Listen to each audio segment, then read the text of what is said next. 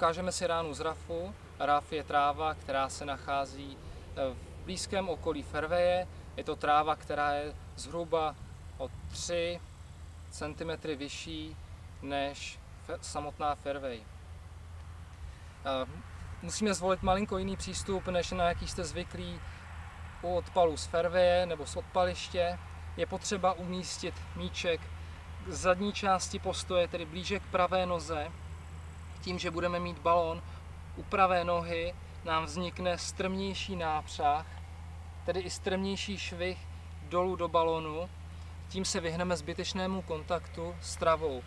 Pokud bychom hráli míček stejným způsobem, jako máme naučeno z fairwaye nebo z odpaliště, tedy od prostředka postoje nebo blíže k levé noze, provedeme nápřah.